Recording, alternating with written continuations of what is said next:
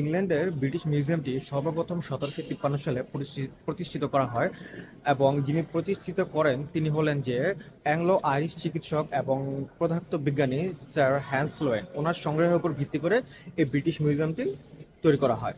পরবর্তীতে 1759 সালে সর্বসাধারণের জন্য উন্মুক্ত করে দেওয়া হয়, যেটা হচ্ছে মন্টিগিউ এলাকায় অবস্থিত। উনি তার জীবদ্দশায় যতদিন বেঁচে ছিলেন সে পর্যন্ত তিনি ৭১,০০০-এর উপরে জিনিসপত্র সংগ্রহ করেছেন পুরো বিশ্ব জুড়ে।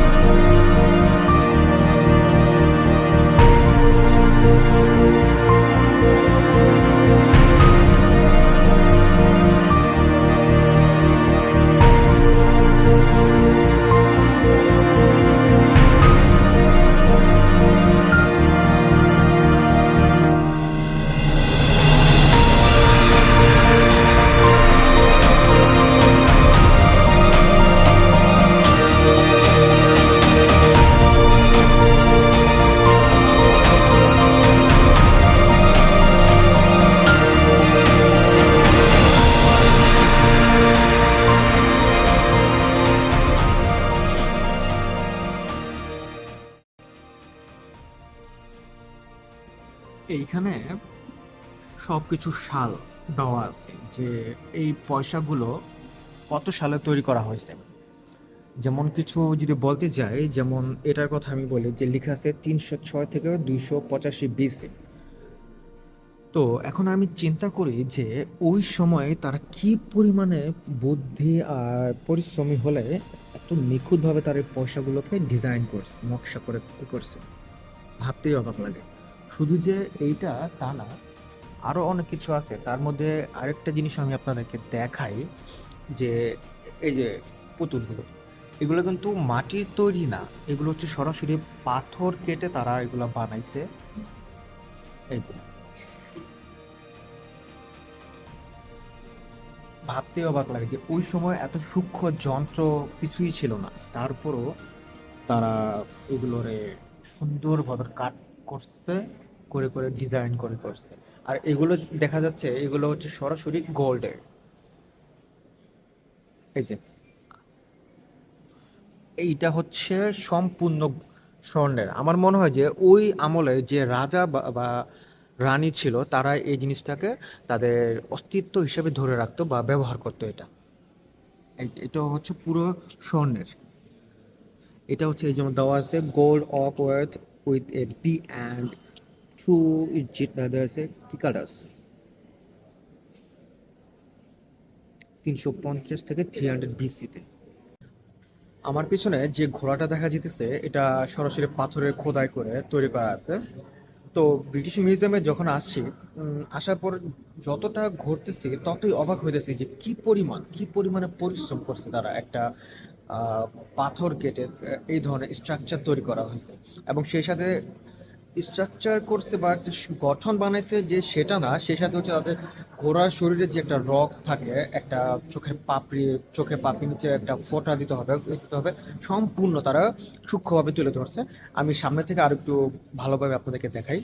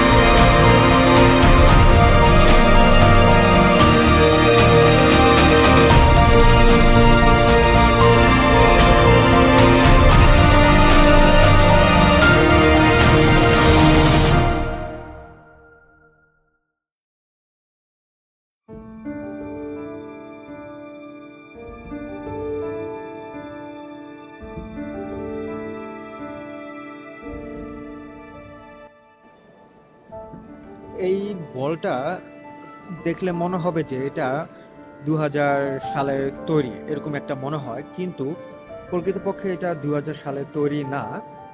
এটা তৈরি করা হয়েছে এই যে অ্যাবাউট 1945 715 বিসি। মূলত এটা তৈরি করা হয়েছে, বা এটাকে বলা হয় লিবাসন বোর্ড।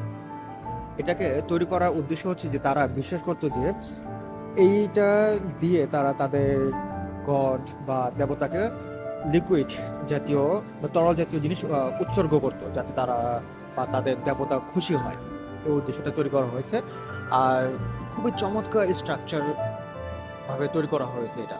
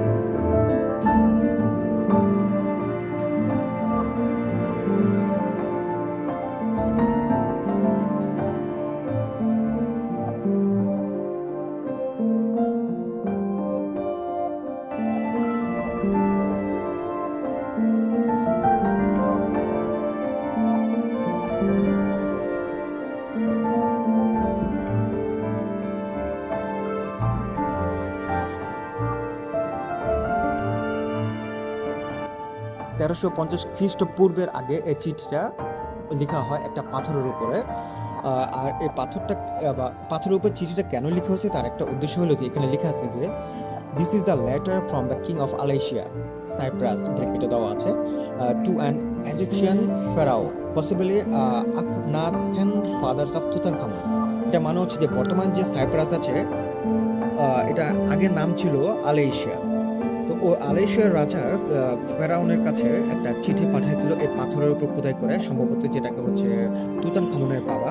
সেই চিঠির উদ্দেশ্যটা ছিল যে he sends large amount of copper and returns request silver specially oils and the service of a pyres who can read women's.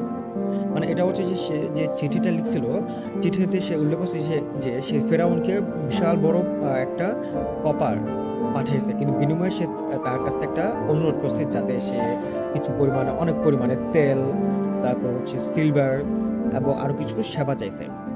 শুধু যে তাই এটা না, although refer to as gift the exchange of goods বা economic in nature, তাদের ইকোনমিকের উপরে যাতে একটা প্রভাব ফেলতে পারে সেই উদ্দেশ্য করে তার একটা সহযোগিতা হিসেবে কিছু জিনিসপত্র চাইছে।